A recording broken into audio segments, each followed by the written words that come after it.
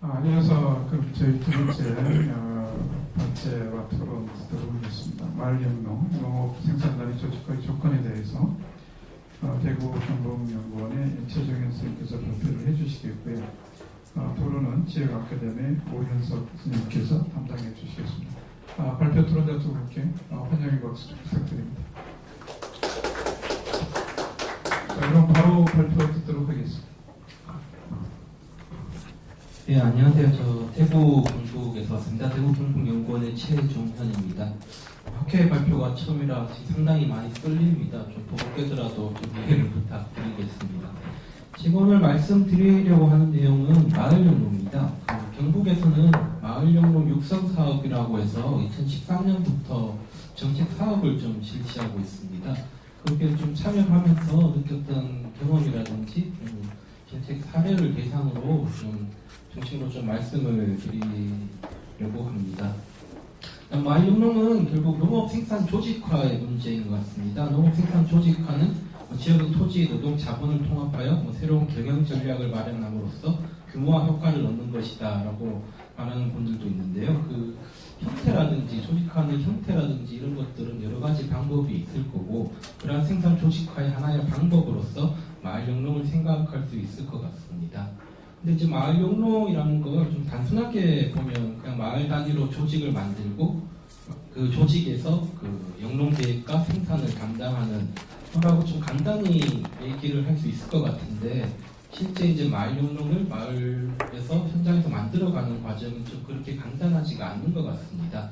그 조직을 만드는 과정에서 그 마을연농 자체가 좀 공동체적 성격과 개인체적 성격을 동시에 갖고 있는 좀 그런 조직이고, 농지나 지역 자원을 둘러싼 이해관계나 그 농가의 경영권 그런 문제까지 좀 복잡하게 얽혀 있기 때문에 이것을 좀 정책적으로 육성하려면 좀 여러 문제점들이 나타나고, 이것을 좀 육성하기 위해서 그런 문제점들을 좀 구체적으로 파악할 필요가 있을 것 같습니다. 그래서 이 글에서는 그 2013년부터 실시한 그 경북의 사례를 토대로 좀 그 과정에서 나타난 여러 가지 문제점이나 이런 것들을 좀 정리하는 그런 의미로 좀 작성을 했습니다. 그래서 일단 처음에는 이제 마을연농이라는 게 왜 등장했고 그 개념은 무엇인지를 좀 간략히 정리하고 뒤에 사례에 좀 말씀을 드리겠습니다. 결론적으로 말씀드리면 마을연농이 등장한 것은 그 영세 소농 구조 그리고 고령화된 농촌 농업 노동력 그 두 가지가 좀 핵심인 것 같습니다. 우리나라에서는 그 계속 농업 구조 정책을 계속 실시해 왔었습니다. 아시겠지만 이제 농업의 국제 경쟁력을 제공한다는 명분으로 계속 영세 소농 구조를 대농 구조 중심으로 이렇게 바꾸어가기 위해서 노력을 했었는데, 좀 아직까지 그 영세 소농 구조는 좀 많이 대규모 농가가 일부 나타나긴 했습니다만 영세 소농 구조가 계속 지속되고 있는 구조인 것 같습니다. 그 농가 고령화도 좀 급속히 진행되어 있습니다. 2015년 그 농림업 총조사 자료에 따르면 농가 계층주 평균 연령은 65세를 넘습니다. 65세 이상 고령 농가가 전체 절반을 넘고 40세 이하 농가는 1.3%에 불과합니다. 굉장히 고령화가 많이 진행되었다고 할 수 있습니다. 이러한 두 가지 그 영세 소농 구조와 고령농 두 가지 구조를 좀 합하기 위해서 그 정부에서 그리고 사회에서 그 규모화 조직화에 대한 논의가 좀 많이 진행되었습니다. 제도적으로는 이제 두 가지, 그 농업회사법인과 영농조합법인이라는 좀 제도적으로 두 조직체를 만들 그 제도를 정비하고 거기에 따라서 지원하기 시작을 했는데요. 그게 한 1990년대부터 좀 시작이 됐었습니다. 하지만 좀 농가 경영 조직체가 본격적으로 성장한 것은 한 2010년 이후라고 좀 할 수 있습니다. 그 통계 자료를 보면 그 2000년에 이제 3,366개 정도의 조직체가 있었는데 2009년에는 4,902개로 한 1,530개 정도가 증가했습니다. 근데 이제 2010년에서 2011년간 1년간에는 3,459개, 한 10년 동안 증가량보다 한 3배, 2배 정도가 넘는 그런 양이 증가했습니다. 이게 크게 이제 정부 정책 쪽에 좀 집중을, 조직을 만들어야 정책 자금을 주는 그런 정책이 많이 기여했을 것 같습니다만, 아무튼 10년 이후로 조직체가 좀 많이 성장을 하고 있습니다. 근데 이제 문제는 이러한 농가 경영체 조직화가 생산보다는 유통, 가공, 그러니까 생산 이후 단계를 중심으로 좀 많이 이루어졌다는 겁니다. 그러니까 생산은 개별적으로 하고 추가는 공동으로 해서 이제 규모화를 달성하는 그런 식의 방안의 조직화가 많이 이루어졌었습니다. 통계 자료를 보셔도 이제 생산 쪽 영농조합법인이나 농업회사법인보다는 가공 유통을 좀 전업으로 하는 그 주업으로 하는 이제 조직체들이 더 많습니다. 저는 이제 여기에 대한 대응이 이제 마을영농이라고 생각합니다. 마을영농만이 아니라 뭐 다른 들녘별 경영체, 농어촌 공동체사 뭐 이런 여러 가지 말들이 나오고 있는데 이제 마을영농도 더 이상 이제 가공 유통이 아니라 생산 쪽의 조직화에도 신경을 써야 된다. 그래서 지연성에 기반한 농업 생산의 조직화에 대한 관심이 마을영농이라고 좀 생각할 수 있을 것 같습니다. 일정 지역 내에서 지역의 농업 자원을 효율적이고 효과적으로 활용할 수 있는 자기 완결성을 가진 농업경영 조직체 육성, 여기가 좀 마을영농의 등장 배경이라고 할 수 있을 것 같습니다. 등장 배경은 좀 이렇게 정리할 수 있을 것 같고요. 개념과 특징을 좀 말씀드리겠습니다. 마을영농에 대한 연구는 좀 그렇게 많지는 않습니다. 좀 마을영농에 대한 연구는 글을 좀 참고하면 될 것 같고요. 이제 마을영농 외에도 마을 단위 농업경영체라든지 지연성 조직경영체라든지 침낭영농은 일본에서 나온 말인데 동일한 개념으로 볼 수 있고요. 마을영농과 유사한 그런 개념들을 하는 연구들은 좀 일부 있었습니다. 근데 이런 연구들에서 좀 공통적으로 나타나는 개념의 특징 중 하나는 첫 번째는 농업 생산 요소의 변화를 좀 말을 하고 있다는 겁니다. 생산의 기본 요소는 토지 노동 자본인데 이러한 토지 노동 자본을 기존과 달리 좀 새로운 방식으로 변화하는 그런 게 좀 나타나고 있습니다. 토지 면에서 보면은 이제 소규모로 분산된 토지를 마을영농을 조직을 중심으로 집약하여 공동으로 이용해서 규모화 효과를 얻는 것. 자본 측면에서 보면은 비료 구입이나 이런 걸 공동으로 하는 그런 효과도 있지만 특히 농기계를 공동으로 이용함으로써 좀 효율적인 농업 생산을 할 수 있다. 이런 것이 좀 많이 강조되고 있었습니다.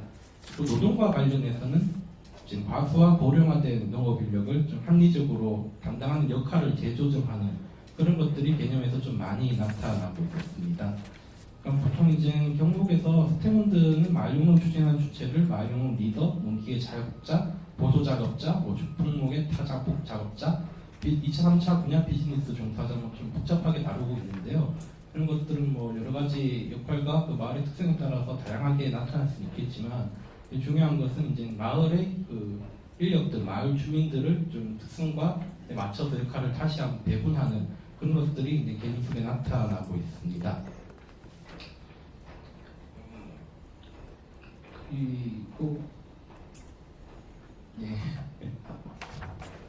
근데 이제 이러한 것들은 이제 농업 생산 요소의 조직화라는 것들은 기존의 논의들, 일반적인 이제 농업 경영체를 육성한다는 그런 논의들과 크게 다르지 않은 것 같습니다. 근데 이제 마을영농의 좀 특징이라고 하는 것은 앞에 잠깐 말씀드렸습니다만 이제 공동체적 성격과 그 경영체적 성격을 동시에 가지고 있다는 그게 좀 가장 중요한 요소인 것 같습니다.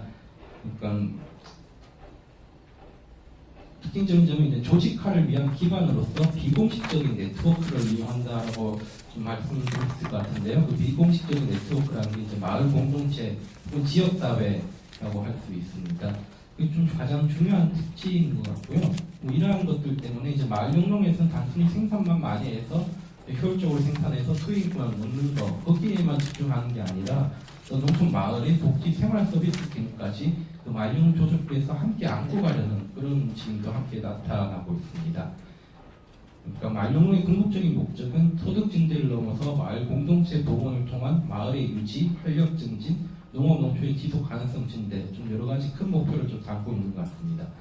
그리고 또 다른 특징은 이제 지역과의 관련성입니다. 그러니까 마을 자원, 마을 지역을 좀 강조하면서 이제 마을 자원의 종합적 관리를 위한 주민 합의체라고 좀 할 수 있을 것 같습니다.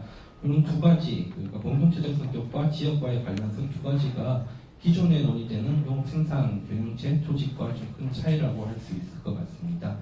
그래서 결론적으로 마을영농을 좀 정의하자면 농업 생산력 유지, 농업 소득 증진, 농촌 사회 유지 등을 달성하기 위해 다수의 농업인과 주민이 협조적, 집단적, 조직적 의사결정을 통해 개별적으로 보유한 농업자원과 마을 공유자원을 마을 단위로 공동으로 이용하거나 공동자본을 조성하여 운영하는 영농 방식. 좀 복잡합니다만 좀 이렇게 좀 정의 내릴 수 있을 것 같습니다. 그럼 다음으로 이러한 개념과 좀 바탕으로 해서 좀 사례를 좀 말씀드리겠습니다. 잠깐 말씀드렸다시피 이제 경상북도에서는 2013년부터 경북형 마을영농 육성 사업이라는 정책 사업을 추진하고 있습니다. 마을당 한 3억 정도 이렇게 마중물 자금을 해서 마을영농을 육성하도록 이렇게 돕고 있는 사업인데요. 좀 특징적인 것은 이제 3억을 지원하는 그런 보조금 지원 외에도 교육 사업과 컨설팅 사업을 함께 추진하는 겁니다. 경북에는 이제 농민사관학교라는 농민 교육 담당하는 그 기관이 있는데 거기에서 마을영농 CEO 과정을 운영하고 이 과정을 운영해야 이제 사업을 받을 가능성이 굉장히 높습니다. 여기에 더해서 이제 사업을 진행하는 과정에서 컨설팅도 함께 좀 지원하고 있습니다. 여기 사례는 제가 그 컨설팅 사업에 좀 참여를 하면서 마을에서 좀 보고 조사했던 그걸 바탕으로 좀 분석하고 작성을 했습니다. 그 2013년 세 개 마을만 좀 말씀을 드리겠습니다. 첫 번째는 금계 마을입니다. 안동시에 있는 마을인데 가구수 46호 정도 되는 좀 작은 마을입니다. 자세한 현황은 좀 글을 보시면 될 것 같고요. 이 마을의 가장 특징은 기업과 연계해서 마을영농을 추진했다는 겁니다. 보통 뭐 기업 주도형 마을영농 이렇게 말도 하고 하는데요. 지금 기업에서 원하는 그런 농산물을 판매하기 위해서 좀 판로가 보장된 상황에서 마을영농을 했기 때문에 좀 조직과 생산을 좀 공동으로 하는 게 좀 쉽게 이렇게 추진된 그런 마을이었습니다. 근데 여기서 나타난 좀 문제점 중 하나라는 것은 이제 기업에서 주도하다 보니까 마을에서 좀 적극적으로 역할하는 게 좀 많이 부족했다는 점을 들 수 있을 것 같습니다. 뭐 생산을 공동으로 하면 마을에서 좀 책임지고 기업에서 산 주는 측면이 크기 때문에 또 조직화나 생산이 좀 공동으로 이루어지는 건 좀 빠르게 진행되고 쉽게 확대될 수 있었습니다만 좀 그 장목 자체도 기업에 따라서 결정하고 이런 것 때문에 이제 기업과 혹시 연계가 끊어졌을 경우에 마을영농이 지속할 수 있는가 뭐 이런 것은 좀 문제점으로 남아 있는 것 같습니다. 그리고 이제 두 번째는 신전마을입니다. 신전마을은 이제 문경시에 있는 마을인데요. 한 68호 정도 있는 마을로 앞마을 금계마을보다 약간 큰 마을입니다. 여기 마을영농의 특징은 이 마을도 좀 어느 정도 공동으로 할 수 있는 그런 농업 기반이 형성되어 있었습니다. 그러니까 여기서 이제 최종단지 계약을 해서 최종단지 재배가 좀 많은 논이 많은 그런 마을인데요. 지금 기존의 그 최종단지 재배를 위해서 젊은 농가들 중심으로 좀 함께 젊은 농가들 중심으로 그 최종단지 재배를 많이 했었습니다. 그 마을에 고령화된 농가들이 그 젊은 농가들에게 농작을 위탁하고 하는 게 좀 많이 활성화되어 있는 마을이었는데 이제 마을용 그렇게 하다 보니까 그 뭐 젊은 농가들이 개별적으로 위탁을 하고 또 자기가 임차 그 어르신들의 농지를 임차하는데 자기가 해야 된다는 일종의 경합도 나타나고 그렇게 했었습니다. 이제 마을영농을 추진하면서 그 두 가지 문제를 좀 해결하는 데 집중을 했었습니다. 여기서도 이제 최종단지를 형성하고 하면서 그 공동 재배 면적이 좀 쉽게 늘어나고 그런 항목은 있었습니다. 근데 이제 여기서 좀 하나 문제가 되었던 것은 문제라기보다는 그 좀 특징적인 것이 기존에는 개별 젊은 농가들이 자기 농사 개별적으로 짓는데 너무 바빠가지고 마을 사람들끼리 모이는 기회가 없었다고 합니다. 근데 이번에 공동으로 농사를 하다 보니 그 마을에 있는 뭐 작은 슈퍼마켓 하나가 있었는데 그게 이제 없어져 사라질 위기에 처했는데 마을 주민들이 이제 그 슈퍼마켓을 중심으로 함께 일 나가기 위해 모이는 과정에서 주민들이 많이 모이게 되면서 좀 마을 공동체 활성화 효과가 좀 크게 나타난 점이 좀 인상적이었던 마을이라고 할 수 있습니다. 마지막으로 번들 마을입니다. 여기는 좀 마을영농을 추진하기 위한 앞에 두 마을과 달리 좀 특징적인 유리한 점 같은 것이 없고 전형적인 약간 뭐 FM대로 마을영농을 추진했던 그런 마을이었던 것 같습니다. 그래서 좀 개인적으로는 이 마을에 상당히 관심이 가고 했었었는데 결론적으로 말씀드리면 마을영농을 추진하는데 굉장히 좀 심각한 어려움을 많이 겪었습니다. 그런 것을 좀 전형적으로 추진했습니다. 이제 마을의 논을 좀 마을 조직에서 모아서 함께 등장을 하고 이제 부장목으로서 그 시설 하우스를 지어서 개동사 마을 영농을 추진하는 그런 마을이었습니다. 근데 이제 문제는 이제 초반에는 첫 해에는 이제 임대료를 그 농지를 모으기 위해 좀 높게 줬는데 이제 다음 해에는 그 임대료를 좀 낮춰서 지급을 했습니다. 이제 그렇게 되니까 마을 영농에 참여했던 사람들이 전부 다 이제 탈퇴를 해버리고 개별적으로 농사를 짓는다라고 해버리고 지금 부장목을 시설하우스를 했는데 거기에 너무 많은 노동력을 투입해야 되다 보니까 마을 영농을 적극적으로 하시는 분들의 희생이 너무 컸고 안 나오시는 분들도 많아서 주민들이 나는 나오는데 너는 왜 안 나오냐 이렇게 싸우는 경우도 많았고 좀 갈등이 많이 표출되었던 그런 마을이었습니다.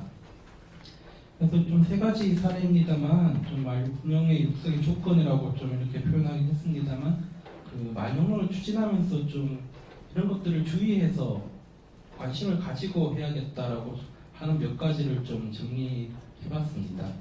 가장 기본적인 전제는 이런 것 같습니다. 마을 영농은 마을에 기반해야 된다는 그것은 좀 유지하고 가는 게 좋을 것 같습니다. 좀 서명적이고 이상적인 거긴 합니다만 특징 자체가 여기 있기 때문에 마을 주민들이 함께 모두 공동의 노력을 통해서 마을의 의미를 부여해 가는 과정이 마을 영농이라는 것을 좀 주민들에게도 좀 인식을 시키고 그 과정을 기반에 놓고 좀 생각할 필요가 있을 것 같습니다. 그래서 첫 번째로 마을 영농은 마을 만들기 공동체 주도의 상향식 지역 개발, 내발적 지역 활성화의 연장생산에서 추진해야 된다라고 정리를 해봤습니다. 마을 영농을 추진하는 과정에서 이것을 단순히 농지를 모아서 어떤 경영적인 입장에서만 특히 합리적으로 경영 체계를 만들 건가만 노력해서는 안 되는 것 같습니다. 그 바탕에는 많이 얘기되는 그 역량 강화 이런 과정이라고 할 수 있죠. 그런 역량 강화 과정이 기반이 돼야지 그 위에 그런 어떤 개혁적인 특성들, 개혁적인 그런 운영 과정들이 좀 쌓아질 수 있을 것 같습니다. 이런 것을 좀 바탕에 두고 추진을 해야 될 필요가 있을 것 같고요. 두 번째로 운영 방식을 주민 합의 그리고 구체적으로 설계하고 또 이것을 개선해 가야 되는 그런 과정이 좀 쭉 이루어져야 될 것 같습니다. 다른 지역 모두 뭐 나름 줄긴 하고는 했습니다만 마을 영농을 시작하면서 좀 그 사업비에 좀 집중한 면이 컸습니다. 어떻게 운영할지보다는 사업비를 어떻게 쓸 건가가 이제 마을 영농 9~3단계에서 좀 많이 이야기되고 그래서 실제 운영 과정에 대한 기초 설계는 좀 부족하게 시작을 했습니다. 그 운영 방식은 뭐 여러 가지가 있을 수 있겠는데 마을의 특성에 따라 충분히 달라질 수 있는 내용입니다만 좀 그 운영 방식에 대해서 마을 주민들이 함께 합의하는 과정이 가장 먼저 선결돼서 이루어질 필요가 있다라는 생각이 들었습니다. 그리고 세 번째로 그 주민들의 집합 행동을 강화하기 위한 수단을 좀 마련할 필요가 있습니다. 역량 강화, 우리 마을의 중요성이라든지 함께 뭐 노력하는 그런 공동체 의식 이런 것도 중요하지만 솔직히 좀 어떤 근거에 참여하기 위한 어떤 유인 같은 것들이 있어야 됩니다. 가장 크게 이제 범들 마을 같은 경우에 지금 첫 해에는 마을 영농에 대한 참여가 굉장히 좋았지만 지금 임차료가 조금 낮아진다는 이유로 거의 대부분의 마을들이 이제 마을 영농을 떠나는 모습을 보면서 역량 강화나 공동체성 거기에만 기대야 할 것이 아니라 참여하는 주민들에게 줄 수 있는 어떤 인센티브 같은 것도 좀 구체적으로 고민하는 게 좀 필요하다는 생각이 들었습니다. 네 번째로 이제 추진 과정에서 나타날 수 있는 다양한 유형과 발전 경로를 좀 인정할 필요가 있습니다. 경북에서는 이제 처음에는 너무 마을 영농의 완성형이라고 해야 될까요? 그러니까 마을이 하나의 농장처럼 운영되는 그런 것을 목표로 했었는데 실제 이제 마을에서는 그런 단계까지 가기까지가 굉장히 힘들다는 거죠. 또 마을 영농 마을 영농의 모습이 또 다양하게 나타날 수 있고 그것을 어떤 마을 영농의 다양성이라고 하든 마을 영농의 발전 단계라고 하든 좀 나타날 수 있는 여러 가지 모습들을 좀 인정하고 좀 추진할 필요가 있다는 생각이 들었습니다. 그리고 마지막으로 이제 마을 외부와의 협력 관계 구축도 큰 도움이 될 수 있다는 겁니다. 그 내생적 발전이 좀 강조되면서 어떤 외부로부터 들어오는 지원이라는 거 없이 자체적인 발전에 대한 어떤 그런 주장들도 있고 있는 것 같은데요. 마을 영농에서도 일정 부분 외부의 지원, 그러니까 기업 주도형이라든지 어떤 그런 식의 외부의 지원이 마을 영농 육성, 그 안정적으로 가는데 좀 큰 도움이 될 수 있을 것 같습니다. 영농에 좀 직접 참여하면서 했던 경험들을 바탕으로 좀 정리를 했는데요. 아직 좀 그게 잘 정리되지는 않은 것 같습니다. 좀 더 정리하고 다듬어 보도록 하겠습니다. 감사합니다.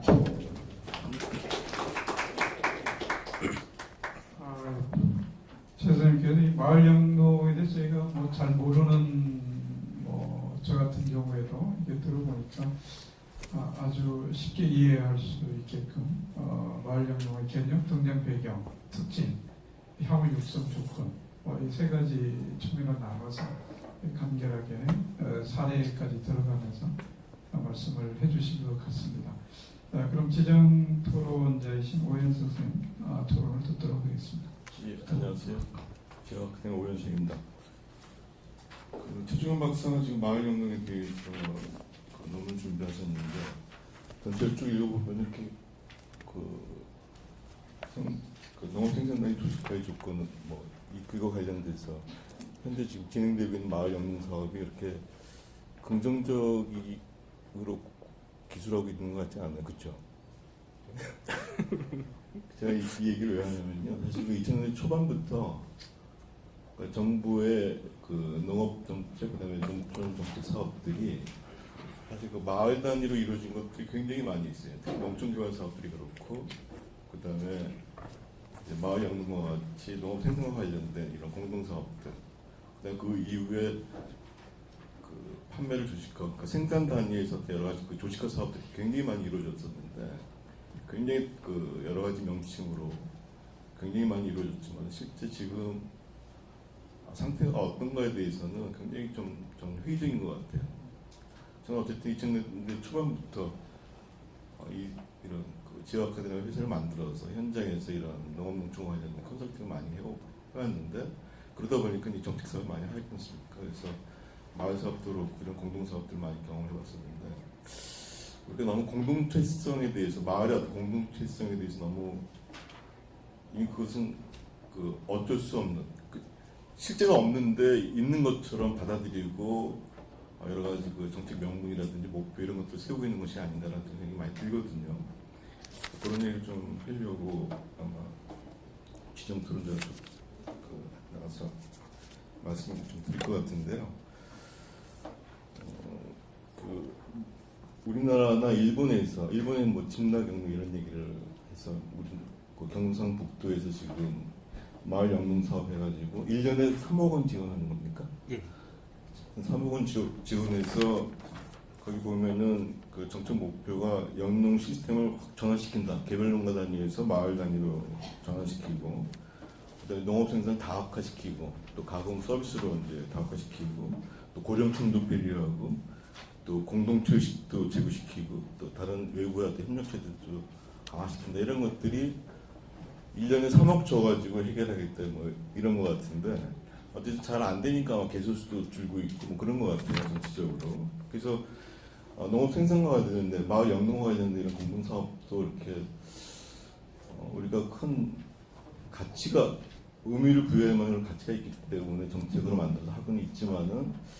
이것 또한 제대로 안 되는 것 같아서 어쨌든 우리나라에서 추진되고 있는 마을 사업이라고 하는 것의 전체를 놓고 좀 얘기를 좀 해보도록 하겠습니다.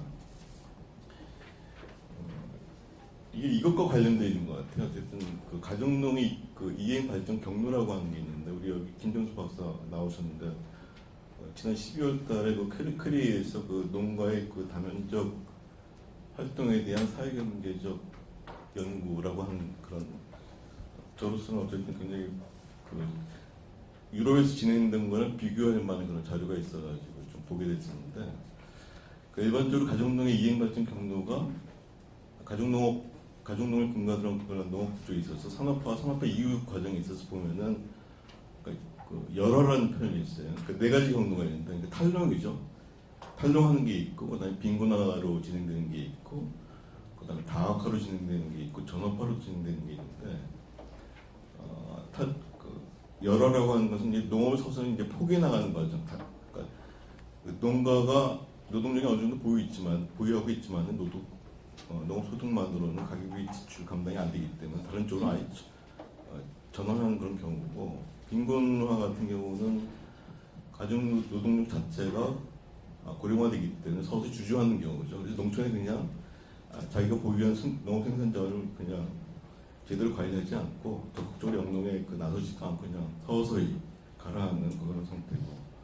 근데 다각화라고 하는 것이 이제 농업 생산에 기반을 둬서 뭐 가공이나 관광 서비스, 또 근거리 유통, 이런 판매 이런 영역으로 가정노동력을 재배치해서 농업과 그다음에 농업과 연관된 소득을 통해 가계비 지출 이상의 것을 얻으려고 이제 발버둥 치는 그런 농가들이죠. 그다음에 전업화라고 하는 것은 농업 생산 그 자체에 가정노동력을 중심으로 해서 집중적으로 투입을 해서 가는 그런 것인데, 이 네 가지 경로가 이 동아시아, 특히 우리나라와 같은 이런 동아시아와 유럽에 있어서 굉장히 큰 차이가 있는 것 같아요. 그래 연구에 의하면은 이 다학화 농가 제가 이제 주목하는 거는 유럽 같은 경우는 1960년대 전후로 해서 본격적 농업 근대화가 이루어지는 과정에서 농업기법법 체제로 이제 들어갔지 않습니까? 들어가서 이제 50년대 말만 하더라도 굉장히 복잡한 농촌 사회 구조가 있었거든요. 뭐 지주, 대농, 기업적 대농, 자장농, 소장농, 또 토지 없는 농업 노동자, 이렇게 복잡한 구조로 있었는데, 어쨌든 60년대 이후에 이런 것들을 전환시키기 위해서 부부 노동력 두 단위의 성노동력 두 단위의 가정농들이 가족을 구성해서 농업을 통해서 뭔가 가계비 지출 이상의 것을 얻을 수 있게끔 모든 정책 수단을 다 바꿉니다. 그것이 어쨌든 농민단체의 요구에 의해서 이루어졌는데, 가장 이제 대표적인 것이 이제 아까도 뭐 경제유전 이런 얘기가 나왔습니다만은 농지대들을 획기적으로 바꿔요. 그러니까 뭐 소유가 중요한 것이 아니라 실질적으로 경작자가 거의 소유권에 준하는 이용권을 갖게끔 확실하게 바꿉니다. 예를 들면은 한번 임대차 계약을 하려면 9년이 해야 되고, 그 자식이 물려받아서 농사짓겠다 그러면 줘야 되고, 소유자가 땅을 회수할 방법은 확실하게 농업을 승계할 자식이 영농예술을 갖고 여러 가지 것들이 충족돼야지만이 땅을 회수할 수 있는, 그거 외에는 방법이 없을 정도로 실질적인 경제 유전의 원칙이 이루어졌던 것이죠. 그 다음에 소장료의 어떤 상한도 더 조례해서 해야 되는. 이러다 보니까 또 그리고 농업을 아무나 짓는 것이 아니죠. 밭에다 씨 뿌린다고 해서 농사 짓는 건 아니고, 어쨌든 일정 규모 이하로 농업 부분 진입하는 다 막아버립니다. 토지는 소유 또는 임대는 아무나 할 수 있지만은 경지를 실질적으로 농업 경영에 이용하기 위해서 경작권 허가제도라는 것을 도입을 해가지고 경작을 하느냐 마느냐라는 것을 농업부조 정책 차원에서 결정하는 그런 시스템을 도입을 해요. 어쨌든 그러면서 동시에 이제 구조정책과 시장정책이 같이 가는 거죠. 시장정책이라는 것은 생산비 플러스 적정 이윤을 보장할 수 있는 수준의 시장가격을 유지하기 위해서, 심지어는 국가가 사다가 바다에 버리는 한이 있더라도 그렇게 이제 해온 것이죠. 이런 것들을 한 30년 하다 보니까 그렇게 설계된 가정농들이 어떻게 변하게 됐냐면은, 여러 빈곤한 다학과 전업화가 있지만은 처음엔 전업화 중심으로 쭉 가다가 80년대 이후에 농업정책이 후퇴하면서 다학화 농업들이 엄청나게 늘어나기 시작해요. 그것이 이제 관광 패러다임, 블루 투어리즘, 화이트 투어리즘, 그린 투어리즘이 이루어지면서 농촌 지역의 관광시장이 형성되면서 이 패러다임을 타고 농업경영 다학화라는 것이 이루어지기 시작하고, 이것이 다시 가공비랑 연결되고 또 근거리 유통망이랑 연결되고 해서 생산과 소비 관계가 바뀌기 시작하는 것이죠. 그래서 이 전업화된 농가, 다학화된 농가들을 중심으로 해서 이 가정농 구조가 재편돼서 이것이 지금 우리가 좀 부러워하는 그런 유럽의 농업 구조, 농촌 사회의 새로운 모습을 갖고 있는 것이죠. 근데 주목할 것은 농업경영 구조를 이렇게 비교를 해보면 거기는요, 35세에서 55세 사이층이 굉장히 두터워요. 남녀 교육주들 어쨌든 간에 35세에서 55세 굉장히 두텁게 형성되어 있고, 이 농가들이 자녀들 두세 명을 다 데리고 있어요.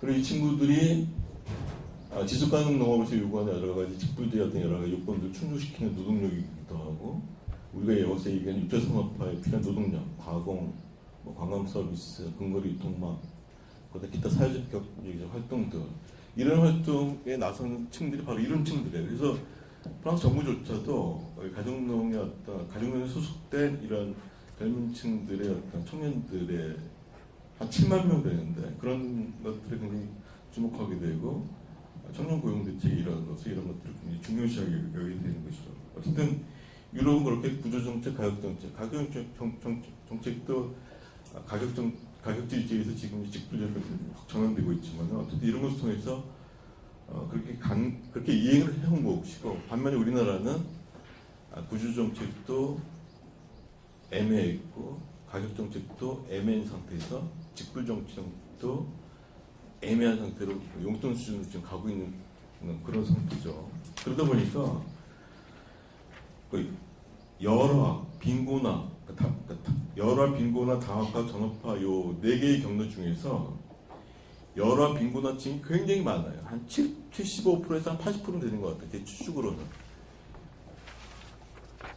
다학화 농가는 우리 그 농경연구에서 한 16% 잡았는데 한 15% 정도 되는 것 같고 전업 농가가 한 10% 됐는데 이 전업 농가는 지금 FTA 때문에 점점 어려운 상황이죠. 그래서 이런 상황에서 2000년대부터 어쨌든 정부는 마을 단위로 접근하기 시작하고 마을로 뭘 해보자 뭐 이런 얘기를 많이 하겠는데 의외로 그러니까 여기는 두 가지 전제가 있어요. 그러니까 정책 사업을 예산 따기 위해서는 어떤 공동체성에 대해서 얘기하고 하면 이제 거북 죽으니까 그런 얘기 많이 하고 농촌이 아름답다 어머니한테 얘기하면은 이렇게 얘기를 하는데 이 공동체성에 대해서 우리가 너무 과도한 기대 또는 현실과 도외된 그런 인식을 하고 있다는 생각이 많이 들고요. 그 다음에 농촌의 아름다움과 여기에 대해서 퀘션이 많다는 얘기죠. 그래서 이런 부분들에 대해서는 현실을 직시하고 차라리 그나마 가정노동력을 현재 보유하고 있고 그 다음에 귀농 미촌이라든지 청년층 실업 문제 이런 것 때문에 새로운 승계 구도를 가질 가능성이 있는 그런 농가들을 중심으로 해서 농업의 어떤 생존 조직화 사업이라든지 그다음에 육초산업화라고 하는 거, 그다음에 마을 개발 이런 것들 전면적으로 재편할 필요성이 있겠다라는 생각이 많이 듭니다. 그래서 그런 것들로 가야지만이 그나마 농업과 비농업 부분과의 어떤 그런 격차, 그다음에 또 다시 4차 산업혁명으로 대변되는 이런 비농업 부분의 엄청난 자본 축적과 그에 따른 어떤 노동 생산성의 어떤 증가 속도 이런 것들 과연 농업 농촌 부분 따라잡을 수 있을까? 그러면은 농업 부분이 과연 직업으로서 선택 가능한 그런 부분으로 과연 남을 수 있을까? 그 방법이 무엇일까? 이런 것들 많이 생각하게 됩니다. 이런 부분들을 우선 생각을 하고 그런 농가들이 다학화나 전업화된 농가들이 필요에 의해서 공동사업을 구상할 수 있는 시스템으로 가야 되지 않겠나 이런 생각 좀 해봅니다. 마치겠습니다.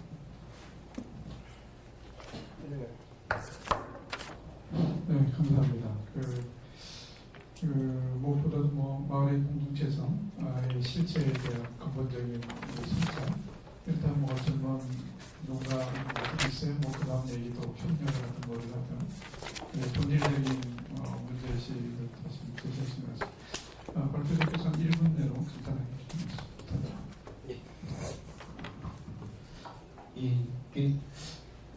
웅탁 박사님께서 말씀하신 대로 이제 우리나라 농업 중심은 가정농이고 이제 마을영농은 이제 가정농 일종의 대안인 것 같습니다. 이제 되게 힘들고 어떻게 할 수가 없으니까 마을영농이라는 개념이 나온 거고 말씀하신 대로 굉장히 좀 이상적이고 힘든 그런 측면이 있는 것 같습니다. 그렇지만 마을영농도 나름 우리나라 농업 구조에서 가질 수 있는 의미가 있을 것 같다고 생각하고 말씀하신 것처럼 그리 좀 부정적인 느껴지셨다고 하는데 이제 제가 부정적이라고 느끼는 건 그 마을영농을 추진하는 과정과 정책적 지원의 방법 이런 것들이 아직 다듬고 이렇게 만들어가야 될 부분이 많은 것 같다. 그런 부분에서 좀 개선할 게 많이 있는 것 같습니다. 네, 이상입니다.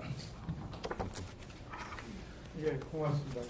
저희 시간이 좀 지체돼서 다음 발표로 바로 이어가도록 하겠습니다. 두 분 감사합니다.